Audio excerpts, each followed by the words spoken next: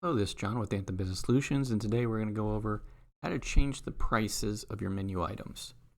So if you're looking to change the price of one item, kind of depends on how that item is set up. So for example, I'm here in the admin portal, which is hrpos.heartland.us, and then I'm at the menu button here at the top, and then I'm at account menu. That's going to default you to the items. So if you're just changing one item, let's say we're changing this one donut here.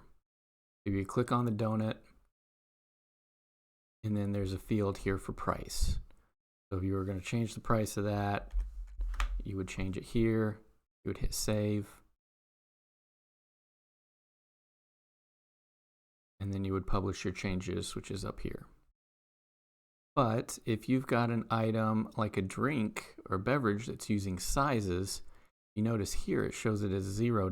So if we click in there, this price section is actually grayed out here on this one. That's because it's using sizes. So if you're changing one price on this one, you would go down here to sizes, and you have the prices here for small and here for large.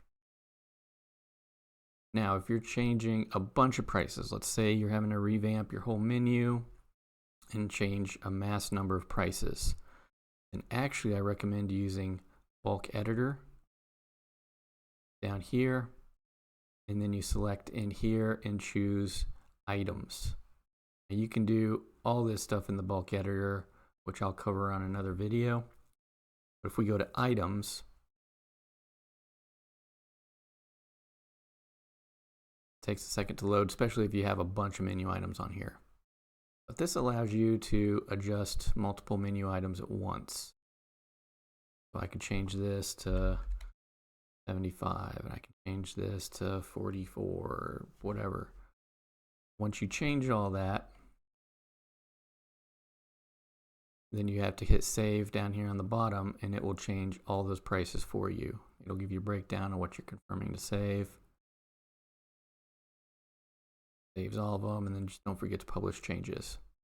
But that way you can edit your prices and your costs and everything all at once, instead of having to go into each item individually and changing the price. So I hope that helps, and that's all for this video. Thanks for watching. Want to stay up to date on the latest tips and tricks? Don't forget to click the subscribe button and hit the bell icon.